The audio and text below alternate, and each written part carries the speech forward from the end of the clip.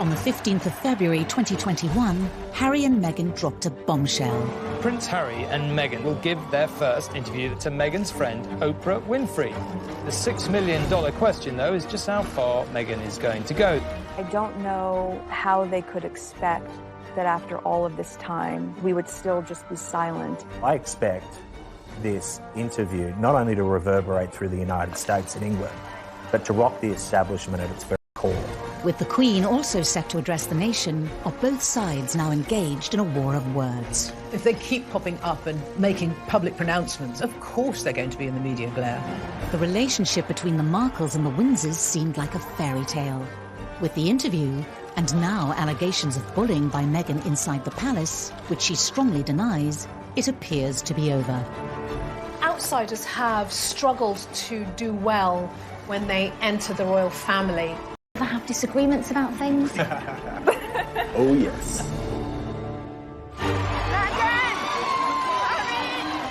Tonight, the inside story of when Hollywood glamour and ambition took on the establishment. Meghan wanted to have a celebrity boyfriend, and she definitely got that with Prince Harry. Forget the red carpets in Hollywood. This was something else. For me, it's an added member of the family. How did a marriage made in heaven descend into a public slanging match? I think Meghan's Hollywood background would have hit the royal family like a hurricane. Harry felt he was freeing himself, but probably felt like an act of vandalism against the monarchy. Stripped of their titles and patronages, The Sussexes are isolated from what everything the royal family means, and that puts the royal family at peril. exiled from royal life. The Queen's statement's a clean cut. You're out. In other words, you're fired. We miss Harry and Meghan. With just over a day until Harry and Meghan's groundbreaking interview with Oprah, is this the final chapter in their battle with the monarchy? I'm just really relieved and happy to be sitting here talking to you with my wife by my side, because it's been unbelievably tough for the two of us, but at least we had each other. Meghan and Harry, they could have resolved so many issues, but they're stubborn.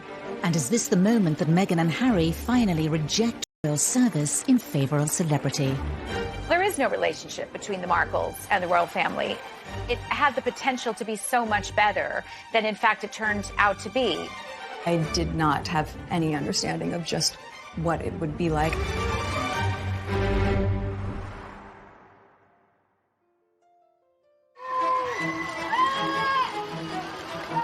Harry new lives away from the royal family, having swapped the regal backdrop of Windsor for the luxurious Hollywood Hills, in a move that echoes Edward VIII's infamous abdication. Quite a lot of us thought back to the abdication crisis in the 1930s when Wallis Simpson, a twice divorced woman, fell in love with a king, and that king, Edward VIII, had to give up his throne in order to marry the woman he loved. Harry and Meghan had to divorce themselves from the royal family, just as Wallis and Edward had to divorce themselves from the monarchy in order to continue their relationship. Now, with the tell-all Oprah Winfrey interview, are Harry and Meghan distancing themselves from, and even setting themselves against, the Windsors? It strikes me that they feel that they can continue to control media coverage of them, control the way their image is portrayed. Yeah, we'd all like to do that. With the very public and unexpected announcement of their second child, what will the future hold for Harry and Meghan and the monarchy? The sad and harsh reality of this scenario is that by abdicating from the royal family completely, that the Queen and Prince Philip may actually never see the second child. And one can only think how devastating and broken the Queen must feel about that.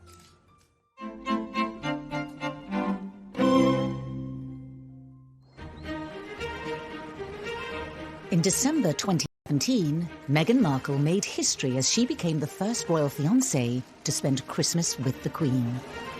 Talk about a baptism of fire. Here was a rare exception being made. Kate Middleton was not invited as William's girlfriend to spend Christmas at Sandringham with the royals, but here was Meghan doing just that. The Queen is very strict when it comes to family, and so to be invited was quite a significant thing. I'm sure Meghan Markle was absolutely terrified. Although she had only met Harry the year before, Meghan was being fast-tracked into royal life.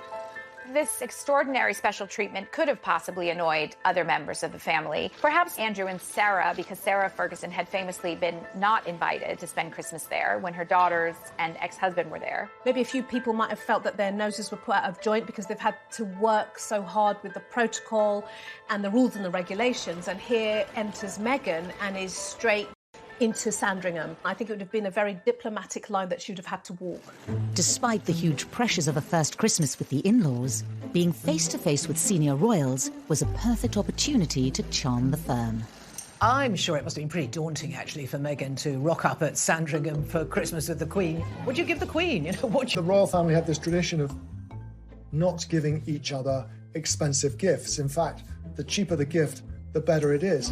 Harry once gave his grandmother, a pair of rubber gloves for doing the dishes. I mean, really quite bizarre presents. Meghan would have found that as extraordinary as a certain Diana Spencer did at her first Christmas by buying lavish gifts for her in-laws. She never made that mistake again. Meghan played a blinder on that first Christmas. She got a toy, a singing hamster for the Queen, and apparently she loved it, and so did the corgis. Despite winning over the Queen, Meghan's first royal Christmas wasn't completely free from controversy. After the festivities, a remark from Prince Harry on live radio was said to cause tensions between Meghan and her own family. I think we've got one of the biggest families that I know of, and every family is complex as well. So, no, look, she's done an absolutely amazing job, just getting in there, and it's the family that I suppose she's never had. Harry was guest editing the Today programme on Radio 4 shortly afterwards, and he said they'd had a lot of fun at Christmas. And then he made a rather unfortunate remark. He said, I suppose it's the family she never had, meaning Meghan. Well, that went down like a lead balloon with the Markle family, obviously, and it's a remark they've never forgotten. The family Meghan was joining was a far cry from the world in which she grew up.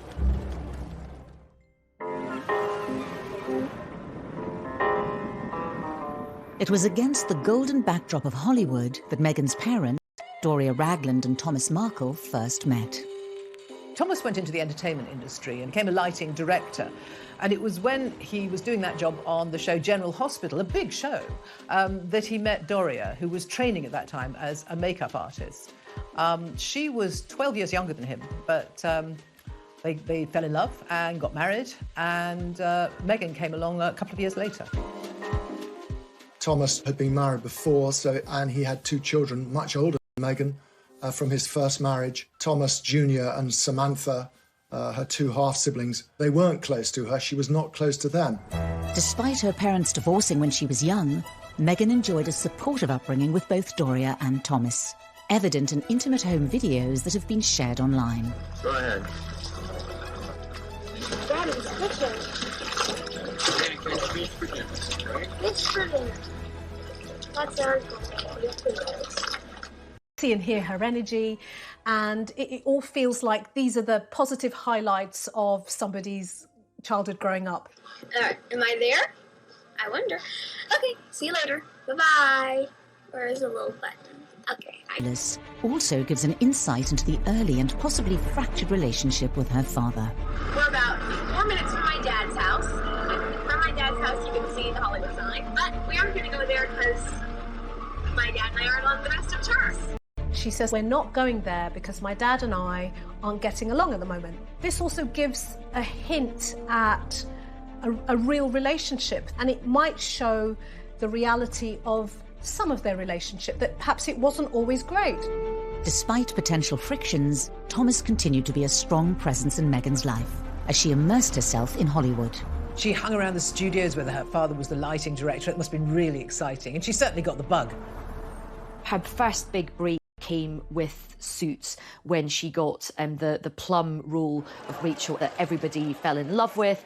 Rachel's character was very sexy, she was savvy, she was ambitious. It's actually not dissimilar to Meghan Markle herself.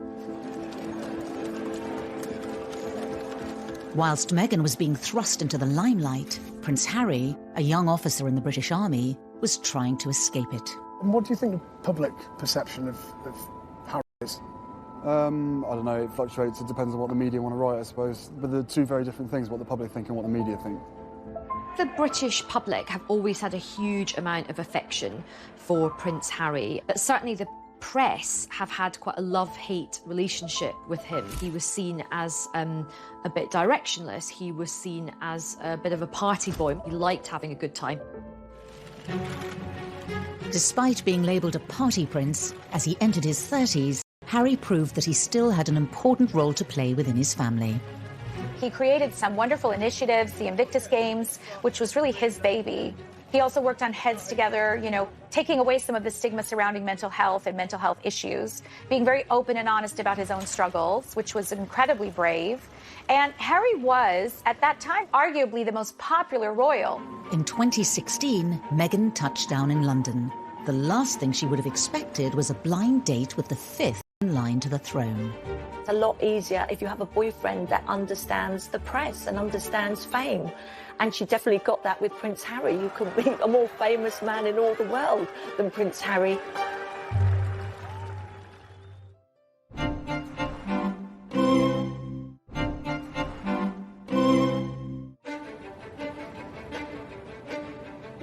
Buckingham Palace proudly announce the engagement of Prince Harry and Meghan Markle. God save the Queen! At the end of November 2017, news of Harry and Meghan's engagement emerged from the palace. There was immediate analysis and commentary about the fact that the royal family was going to welcome in a woman of mixed heritage, an American woman, and a woman who was divorced. Two completely different families were to be joined together. But behind the scenes, tensions had already emerged. In my opinion, the engagement interview was when things really started to sour. You met each other's families, I imagine. Yes, his family's been so welcoming. And Meghan, your parents, do you think, well, very happy for you, obviously. Do you think they have worried at all about the scale of what you're getting into? Well, I'm sure at the onset, both my parents and my close friends were concerned. I did not have any understanding of just what it would be like.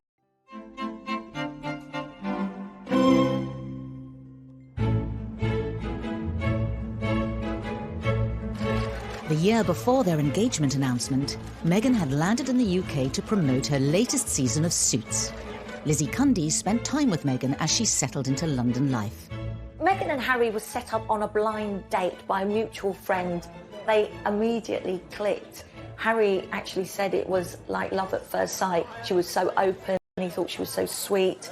And they just got on like a house on fire. Oh, yay! Thank you for watching. Hi there. Hi, Meghan. I'm Gerard. Hi, Gerard.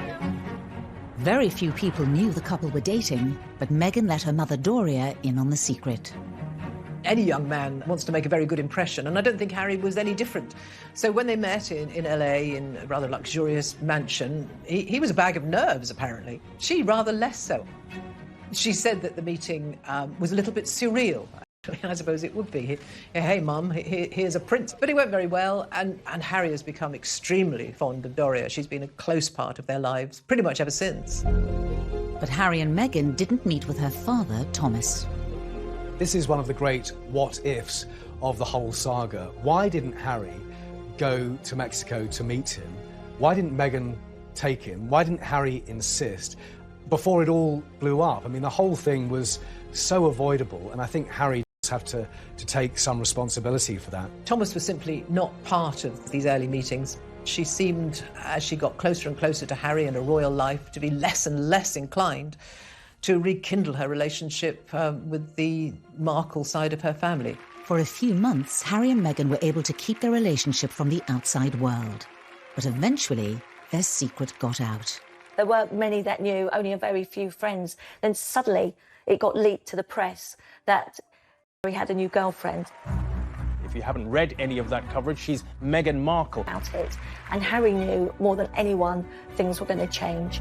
Whilst Harry was used to intense media pressure, nothing could prepare Meghan and her family for the attention that followed. After the relationship became public, there was a huge amount of interest in Meghan. Some of it was extremely negative. There were things like that that I think put a really bad taste in Harry and Meghan's mouth in terms of the underlying and even blatant racism. With the glare of the world's media now upon both the Markles and the monarchy, questions were quickly asked as to how the relationship had reached the press. When in a relationship or dating with a member of the royal family from the palace, it's not an easy thing to keep secret. Prince Harry's got his close protection and they're very discreet, but at the same time there's other people who quite enjoy, can I say, a gossip. In the case of the leak about Meghan and Harry's relationship, which Harry was said to be incandescent and furious about, was rumored to have come from someone in Prince Andrew's camp. I have no idea if that's the case, but what I can say is that there are so many leaks in the family. There were rumors about Harry's new girl, and he was madly in love, and those got out, and I don't think Harry was quite prepared for all of that when it happened.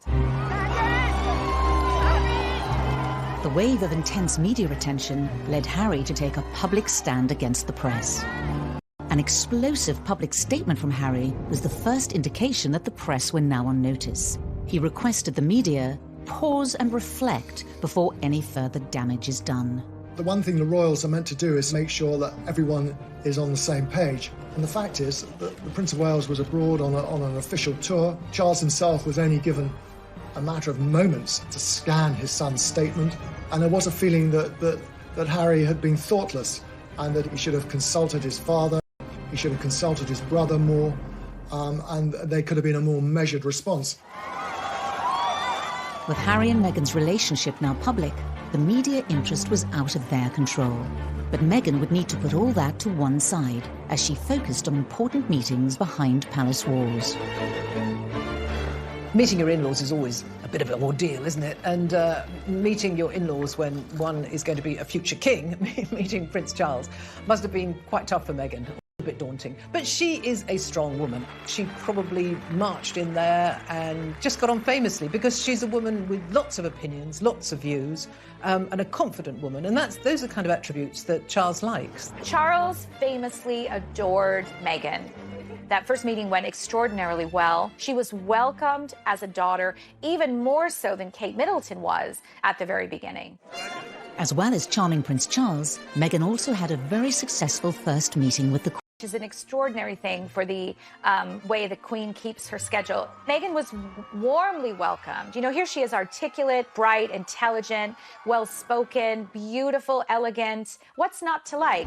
Despite charming Harry's family, did Meghan soon start to resent aspects of royal protocol? The Markle way, it seemed, was not the Windsor way. Meghan's first real reality check with how royal protocol works was when she was wearing a necklace with H&M on it and then told to remove it by senior courtiers because it might encourage the press. To be told what to do must have been quite a shock. Anyone would kind of think, hang on, wait a minute, someone telling me what to wear and which jewellery to wear, excuse me. Was it an early sign Meghan wasn't prepared to toe the royal line? She likes to have the freedom to do what she wants and when she wants. She wouldn't want to be told, you know, what to wear at any occasion. You could look at this instance and say, was that the beginning of Meghan saying, I'm not going to have people like this controlling me?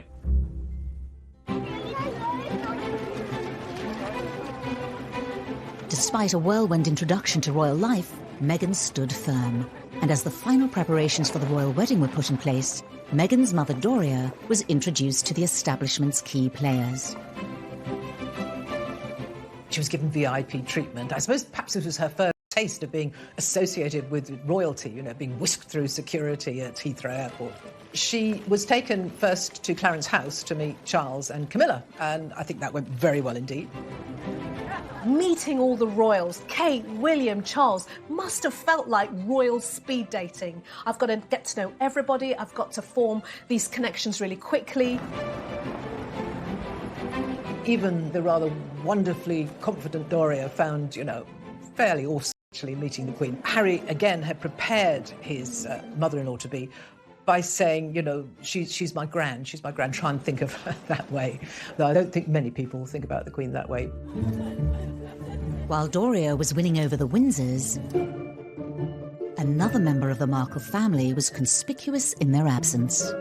It had been planned that Thomas Markle would have flown over and that he was going to walk Meghan down the aisle as father of the bride. However, it came to light that Thomas Markle had worked with a paparazzi photographer to stage photographs of him ahead of the wedding. He was living in Mexico, surrounded by paparazzi. He tried to set up this deal with a photographer in the belief that they would then go away. Well, I'm afraid that just shows his naivety. A family that he'd let down his beloved daughter, who he used to call Princess. What we've since learned, according to members of the family, is that there was zero support from Buckingham Palace or Harry and Meghan in order to support Thomas. The stress of dealing with the press and the build-up to the big day took its toll on Thomas. Just days before the wedding, he had a heart attack and had to go to hospital. He had to have stents put in. By the time he emerged, he said that he was not able to fly because of these procedures, and he pulled out of the wedding. And this was a huge drama on the eve of a wedding. I mean, it's stressful enough marrying into the royal family, but to do it with all this scrutiny and this media frenzy and this scandal around your family, you know, the stress must have been unbearable.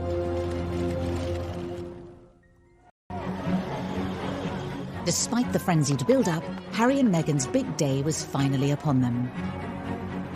But with her father unable to give her away, Meghan was left with a huge dilemma. In finding a solution, she broke with tradition, leaning on Harry's father, Prince Charles.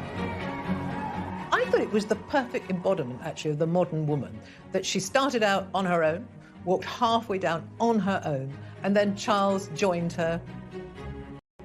It looked right. It sort of gave us an idea of what Meghan was going to be like. A sort of declaration of independence, if you like, on her part. I don't need anyone to give me away. I'm a free person. Was Meghan's independence also evident from the wedding's exclusive A-list guests? We saw Idris Elba and George Clooney and Oprah, you know, walking in. There was this kind of like, whoa, whoa, whoa. I didn't know Meghan knew all these people. It was a star-spotting day, and she looked great. The bride looked fantastic. It was a wonderful day. I think everyone just thoroughly enjoyed it, and you just felt a sense of true welcome of this young bride into the royal fold. To the eyes of the world, Harry and Meghan's wedding had the flavour of a fairy tale. Meghan wanted it to be right. She wanted it to be perfect, but she wanted it to be done her way, not the royal way, or how the other royals had done it. Forget the red carpets in Hollywood. This was something else. But even as the signatures on the wedding licence were still drying, the Markles' wider family were beginning to make themselves heard. Everything seemed so, I don't know, magical, hunky-dory after the wedding. Then it all got a bit soured, a bit tarnished by Meghan's family. Come to an abrupt end. She was an adult, she had her own ideas, and she was going to do it her way. In the past, when royals marry royals, the organisations, the firms all work together to make sure there's no issues, where they can't have that control when you're marrying it into, can I say, normal families.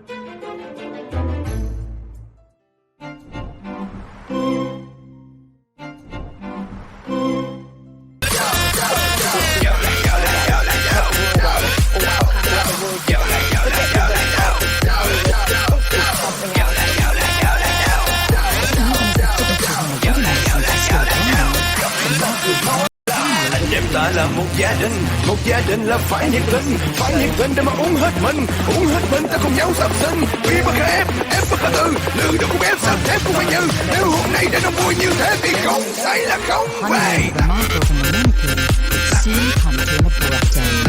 She was an adult, she had her own ideas, she was going to do it her way. Royal marry royals, the organisations, the firms all work together. Không say là không về. Have that control.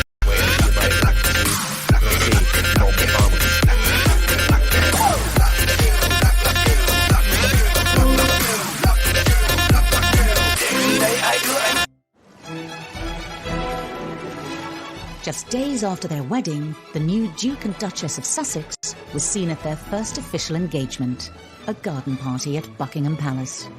This one actually was a little bit special because the theme was Prince Charles's 70th birthday. And that must have been extraordinary for Meghan.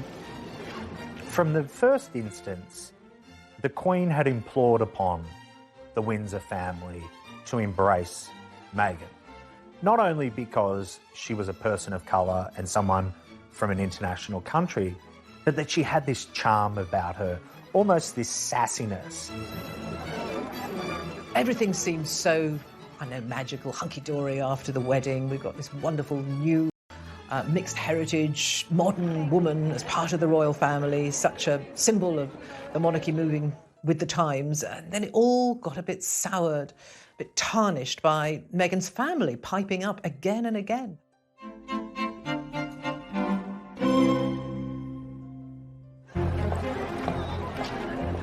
It's so good to have a role model or someone to look up to, but oftentimes when it's someone who looks like you or comes from where you come from, it's easier to connect and see it in a different way. Meghan was used to cameras and publicity, but really nothing can prepare someone for entering the most famous family in the world. And I think even she admits she was taken aback by it. As Meghan was... Extraordinary that Meghan's dad did like a press tour in the days after the wedding, putting forward his side of things.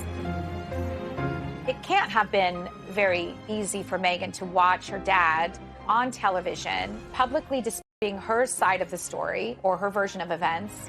Well, I'm very disappointed by it.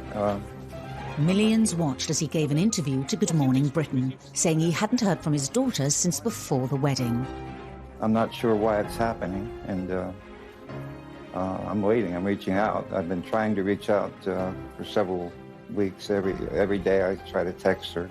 It demonstrated that here was a man who was going to, shoot from the lip, if you like, and he wasn't afraid to say what he wanted. I love you very much. You're my daughter, and I'd really like to hear from you. Whatever differences or problems we had, that we should be able to work them out. We're family.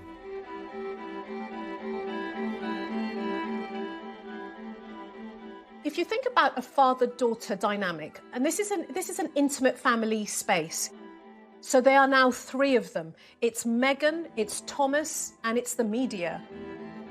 I do have sympathy for Thomas Markle. This was a guy who had never been a celebrity, had never courted fame and being a celebrity, who was thrust into a national spotlight with zero support. In the past, when royals marry royals, the organisations, the firms all work together to make sure there's no issues, where they can't have that control when you're marrying it into, can I say, normal families. Seemingly to cope on his own, Thomas continued to speak out in the press. Meghan took full control herself because it was her dad, and the palace didn't feel that they could step in and insist on how she handled things with her father. She was an adult, she had her own ideas, and she was going to do it her way. If that's the case, it was a gross miscalculation and a huge mistake. Where was any help from Harry or anybody in the royal household to give him some guidance? Was he even offered it? Did he turn it down? I don't know. As her deteriorating relationship with her father continued to play out in the press, Meghan became centre stage in the royal family.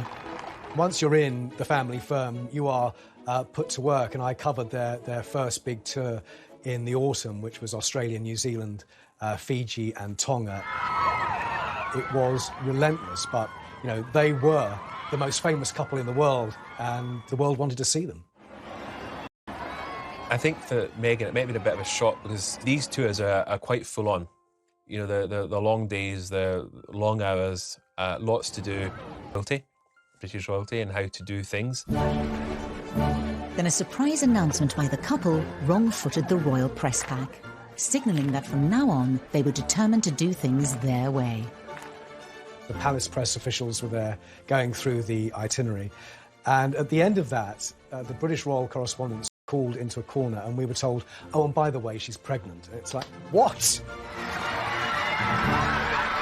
It was massive news and strange timing, but I think Harry and Meghan made that announcement because who knows, in those early stages of pregnancy, she might have suddenly felt that that tour was going to be a bit hardcore and she'd need time off.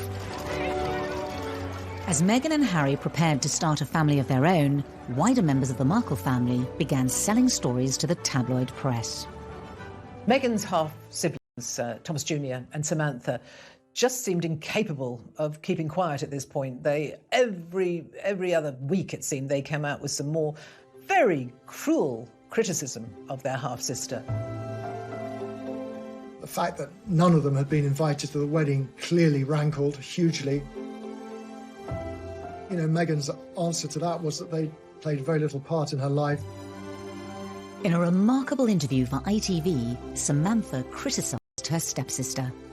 The smiling and the waving and, you know, the contrived British accent, you know, it was all seemingly great and wonderful then. But when the public began to criticize some of the expenditures and the behaviors and protocol that had been broken, the tune changed.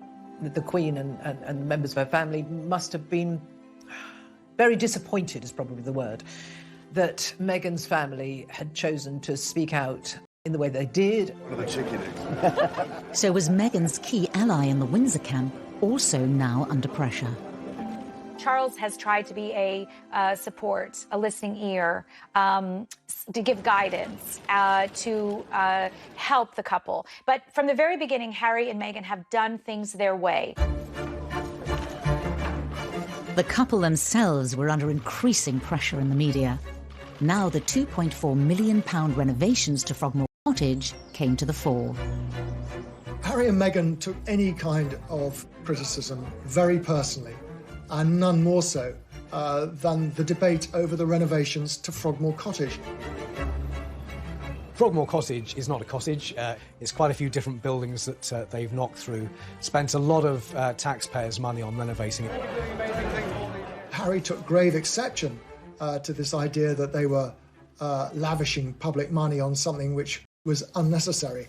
And it did feed into the narrative, as far as he was concerned, every motive and everything they did.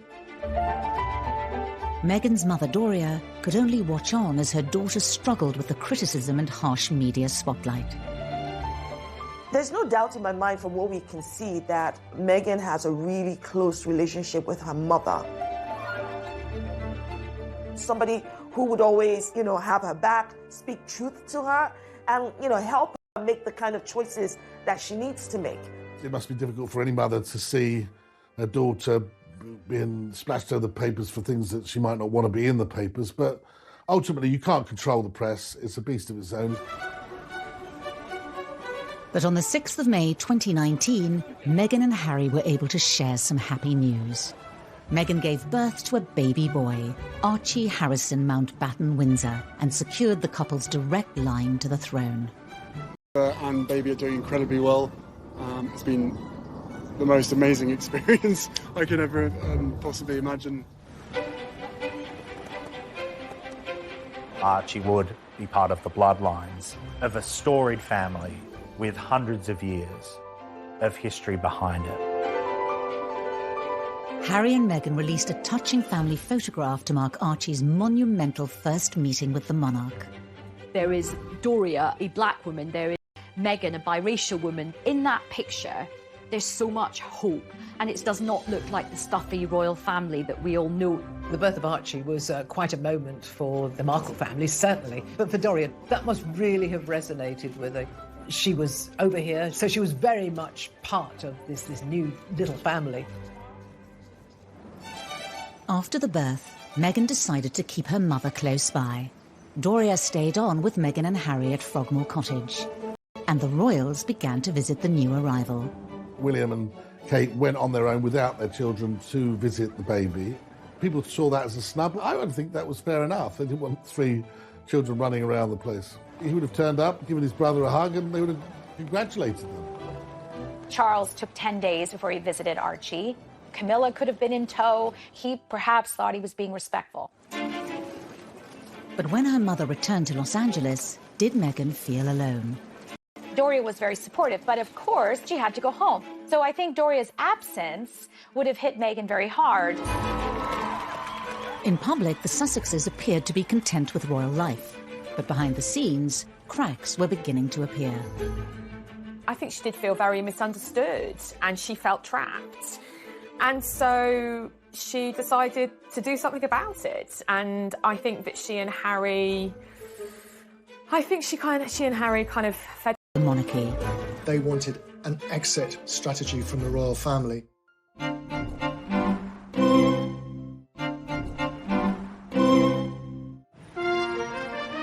With the birth of Archie in May 2019, Meghan and Harry seem to have cemented their place at the very heart of the royal family. Despite ongoing battles between Meghan, her family and the press, for now, their popularity with the public remained undimmed. I think the Queen had high hopes for them being, great brand ambassadors for the royal family. Harry and Meghan made it clear they wanted to be different kind of royals. They wanted to engage more.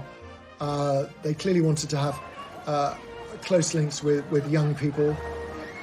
I think the Queen seized on that with alacrity.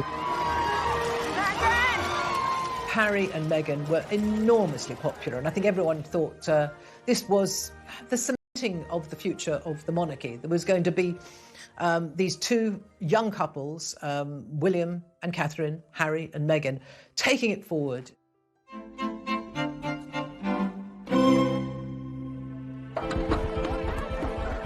In September 2019, the new family embarked on a tour of Southern Africa. On the surface, they seemed happier than ever. You have given us so much inspiration, so much hope, and above all, you have given us joy. Thank you. But in reality, they felt under pressure.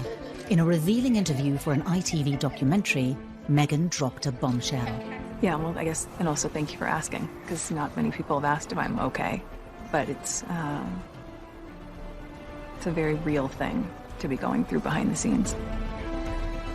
Remember, at this point, she's had an absolute beating from the press on a sort of daily basis. She had this horrible fallout with her father.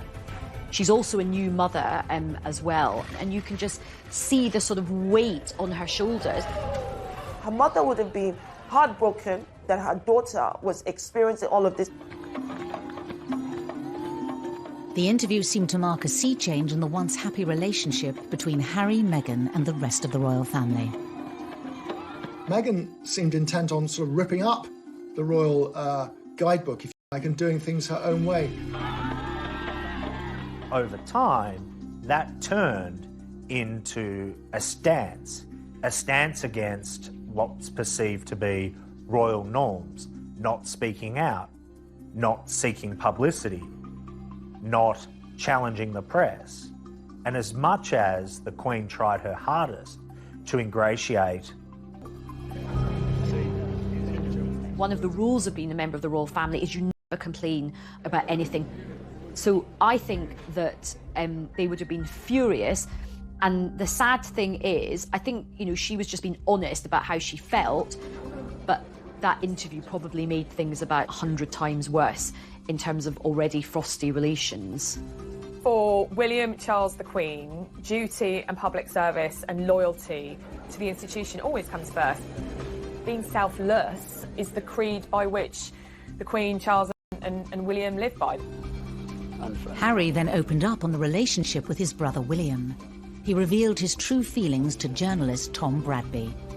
Inevitably, stuff happens, but look, we're brothers. We'll always be brothers. We're certainly on different paths at the moment, but I will always be there for him, and as I know, he'll always be there for me. Harry's revelation further fueled the rumours there had been a breakdown in relations between the two couples. Was it now Harry and Meghan versus the monarchy?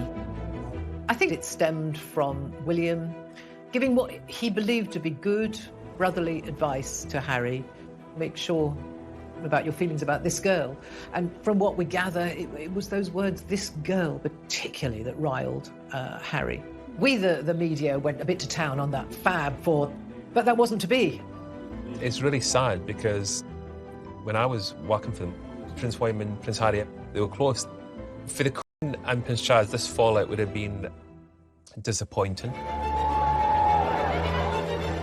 Harry and Meghan were now fighting battles on multiple fronts. As the negative headlines continued to engulf them, they became increasingly frustrated with palace protocol. I think someone like Meghan, who's always been very outspoken, would have struggled very much with not being able to comment and put out her version of events. This is not what happens in Hollywood. Meghan couldn't do that as a member of the royal family, and that would have been maddening for her. Hello. Harry and Meghan's ongoing battle with the media came to a head in February 2019, when excerpts of a private letter sent from Meghan to her father were published in the British press. This letter was such a watershed moment, and I think this was the point at which, this was the straw that broke the camel's back, and they announced that they were going to fight back and that they were taking legal action against associated newspapers. Meghan believes that her privacy has been invaded, that she has the copyright over those letters, and Thomas Markle believes the opposite. And remember, he hasn't even met Prince Harry at this point, so there was a possibility that had this gone to court, the first time at Nightmare, it was very, very high stakes. A recent ruling in the case went in Meghan's favour, but there's still a possibility they could end up in court.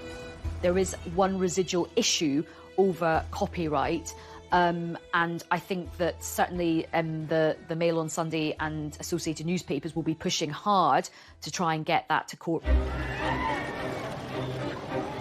In the wake of their legal action against a section of the British press, Harry and Meghan announced they were taking a 6-week break from royal duties and heading to Canada to spend Christmas with Doria.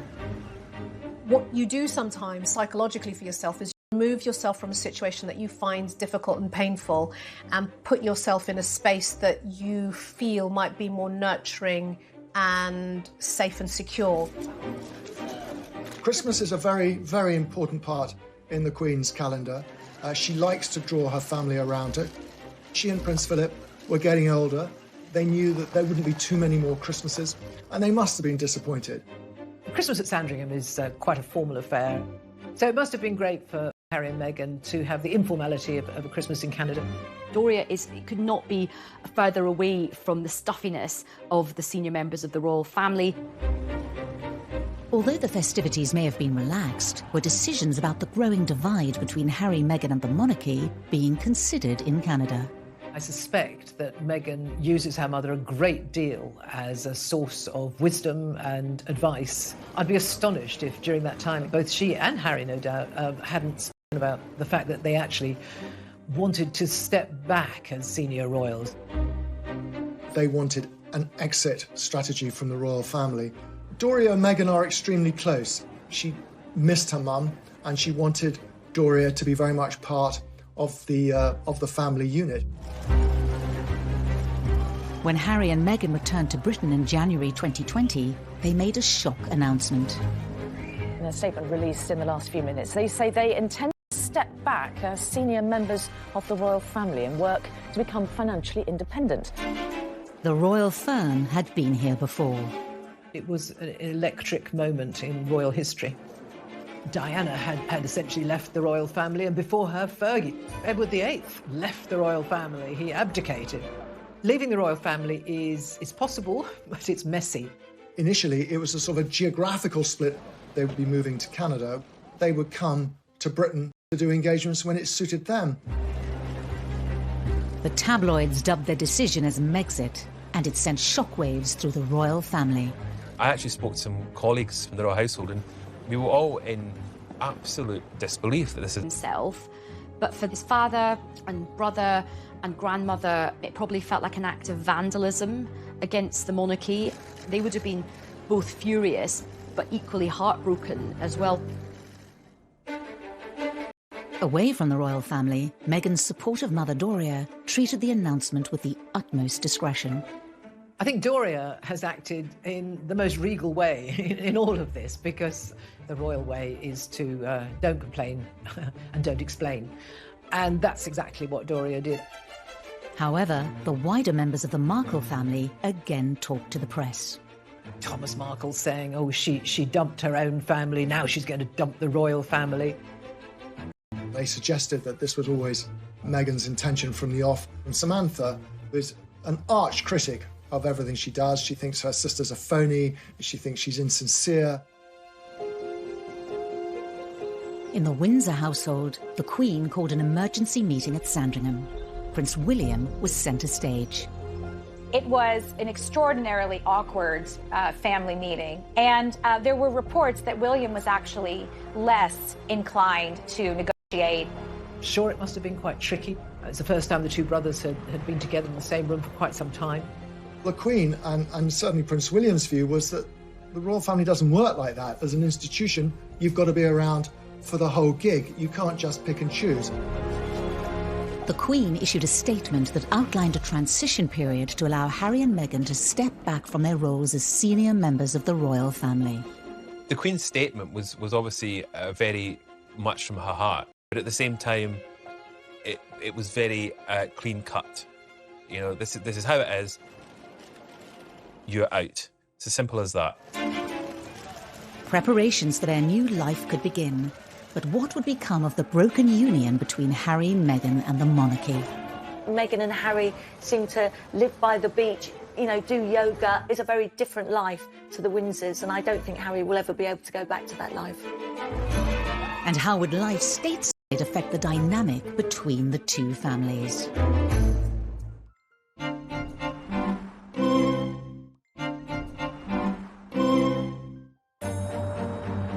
In January 2020, Harry, Meghan and Archie left behind their royal life and home at Frogmore Cottage for a new life abroad.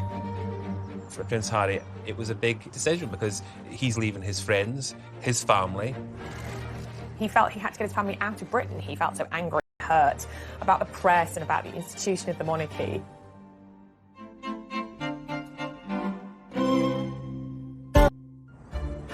Barbara in California, a familiar glitzy surrounding for Meghan. Meghan and Harry live in Montecito, which is a very posh, fancy enclave.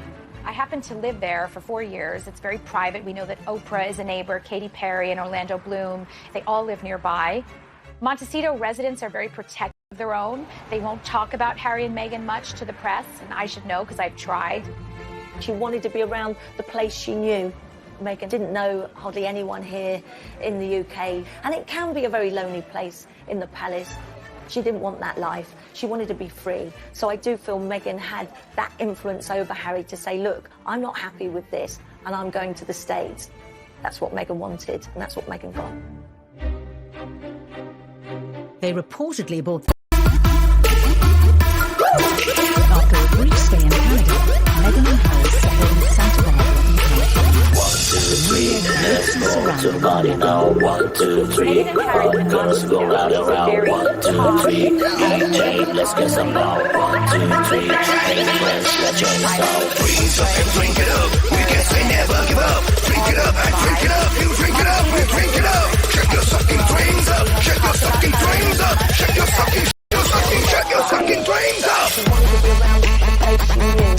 They didn't know hardly anyone here in the UK. And it can be a very lonely place in the palace. She didn't want that life. She wanted to go in. So I do feel Meghan had that influence over Harry to say, look, I'm not happy with this, and I'm going to the States. That's what Settled in a 9-bed, 16-bath mansion for £11.2 million. They've seamlessly slipped into the Californian lifestyle, a million miles away from the Windsors' world. Their friends are not going to be members of the aristocracy with wonderful estates in Scotland to shoot grouse on, but Hollywood and a celebrity culture. Oprah Winfrey's a friend of Meghan and Meghan's mother. They're friends with the Clooneys. They're making connections all over Tinseltown. Harry and Meghan have been spotted at the beach cycling with Archie in tow.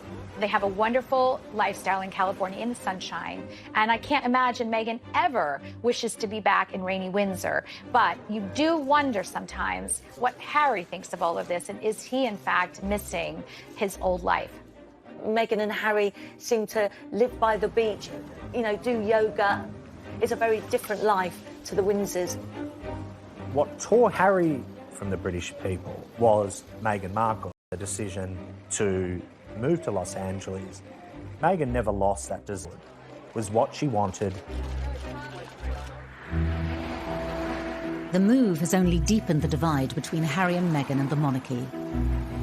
Meghan's mother Doria is now just a 90-minute drive away, a stark contrast to over 5,000 miles from the Windsors.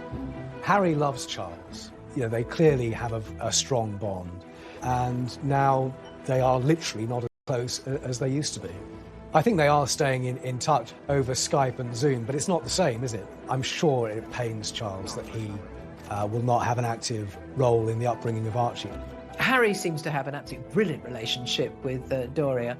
There's no doubt that Meghan and Doria are closer geographically, physically, and perhaps emotionally as well than they ever have been.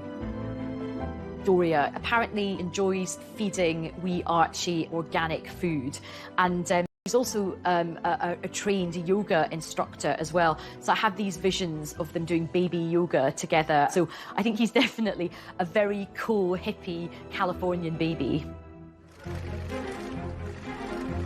But could Harry and Meghan's plan to build their brand and become financially independent from the Windsors push the families even further apart? They recently released a promotional video for their podcast with Spotify, which reportedly looks set to bring them in around £30 million. We created virtual audio to make sure that we can elevate voices that maybe aren't being heard and hear people's stories. And the biggest part of this is trying to create this community of where you can share. Their biggest and perhaps most lucrative signing is with Netflix, rumoured to be worth over £100 million. But will the inevitable publicity from their deals be seen as a step too far by the firm? Effectively, the money that they are being paid is because of their platform as royalty, as members of the royal family. And that's quite tricky. People always want the most compulsive viewing and the things that are going to command the most column inches, and effectively that then translates into dollars.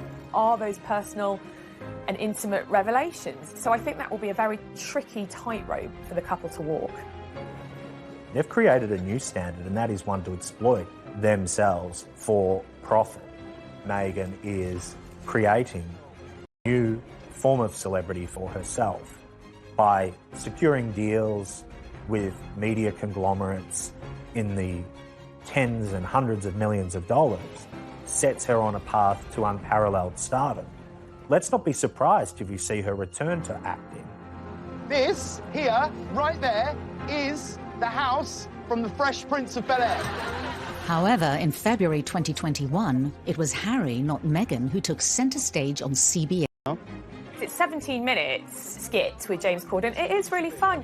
It is very showbizy, it is very celeb-y. You're not my wife. In an unprecedented move, he gave a candid TV interview to his long-term friend James Corden. Interesting, my grandmother asked us what Archie wanted for Christmas, and Meg said a waffle maker. She sent us a waffle maker. I think it's quite tricky for Harry because we know that one of the things that he found very uncomfortable was the press coverage. He is then talking about his personal life, he's talking about his grandparents, and that is going to be written all around the world. It's going to be turned into more clickbait. By choosing to do these interviews, it frankly just encourages more of that stuff to be written. I mean, why did you feel that was... Harry, in a bombshell move, also spoke openly about his move away from the royal family. It was stepping back rather than stepping down. Right. You know, it was a really difficult environment, as I think a lot of people saw. We all know what the British press can be like, and it was destroying my mental health. The actions of Harry and Meghan in the United States goes against the very grain of the royal rule book. But the very core of this brand-building exercise is not Harry, it's Meghan. There is a delicious irony where they live in Los Angeles, the heart of the paparazzi. At the same time, in London, they're fighting these legal arguments, and that must not be lost on the royal family itself. It's almost cringeworthy to an extent. As they embark on this brand-building exercise, we're only going to see earthquake after earthquake shattering Buckingham Palace. They know what makes money, they know what makes people tick, particularly Meghan Markle does. I mean, let's hope they don't get like the Kardashians, that's my only worry. I think that there were people who truly wished them well, but of course there were also people who wanted to poke, holes into their love affair and bring out as much dirt as they could. I think they found a way to say, you know what, enough is enough. We refuse to be pillars of abuse. Then on the 14th of February 2021, they made another surprise announcement. There's a new baby on the way, but I think that is going to, in some respects, draw them further apart. And in the days that followed, a war of words erupted between Harry and Meghan and the monarchy. Taking part in such a high-profile interview with somebody like Oprah Winfrey, improve relations with the royal family at all. The Queen had no choice but to strip them of the titles.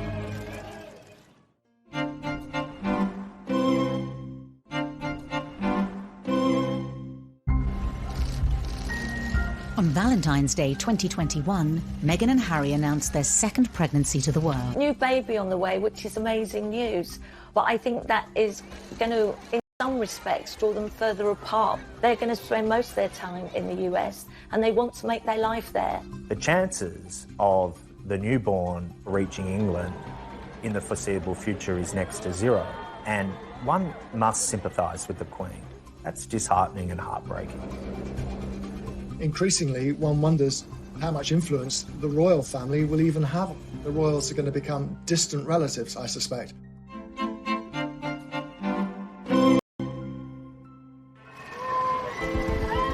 A year on from the bombshell announcement that Harry and Meghan would be moving away from the royal family, they made it clear they would be staying in California. Harry and Meghan's exit from the royal family ended today as it began, with considerable acrimony.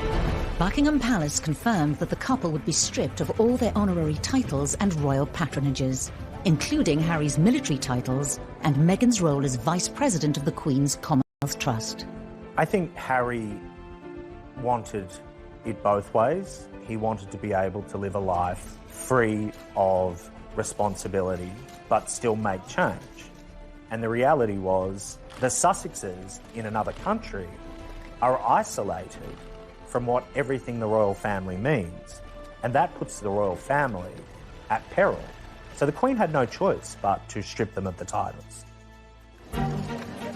Within minutes of the Buckingham Palace announcement, Harry and Meghan responded, stating that they remained committed to their duty and service. Their quick-fire response was reportedly deemed disrespectful by palace officials. I think Charles and William, and certainly the courtiers of the palace, felt that Meghan and Harry's pushback was disrespectful. It was petulant, it was resentful, and as one said to me, you don't disrespect your granny. Just days earlier, Harry and Meghan had shot an intimate tell-all television interview with their friend and broadcast legend, Oprah Winfrey. Then in the days building up to the broadcast, newspapers claimed that Meghan now faced a serious bullying complaint against her whilst at Kensington Palace.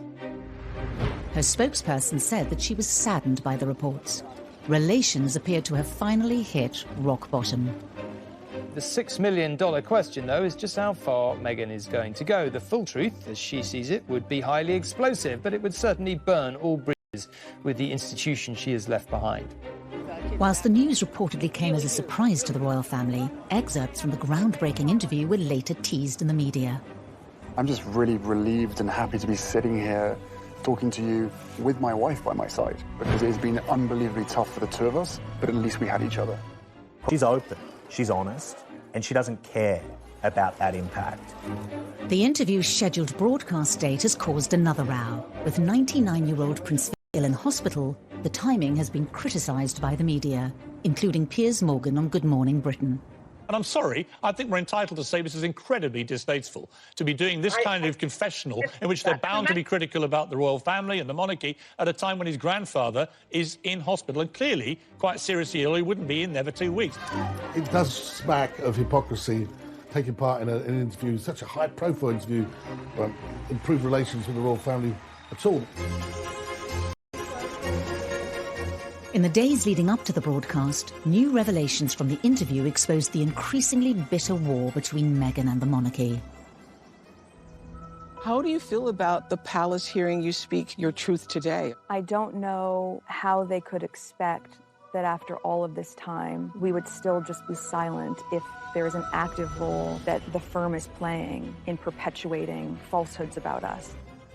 It's almost like Prince Harry driving a wedge with a sledgehammer through his relationship with Prince William. William, as a staunch advocate of everything that the royal family means, is obviously going to be dragged into this. I expect this interview not only to reverberate through the United States and England, but to rock the establishment at its very core.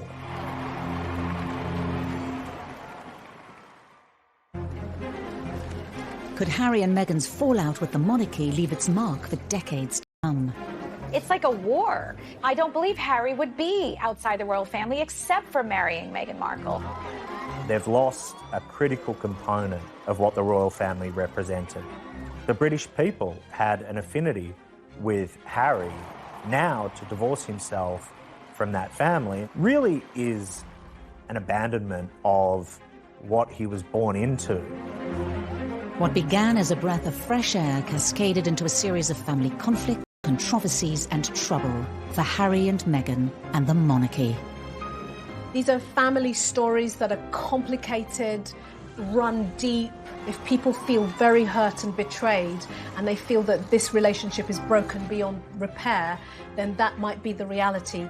For Harry and William, they've reached a bad place in their relationship, and one can only hope that they build bridges going forward, because the only losers in all this will be them.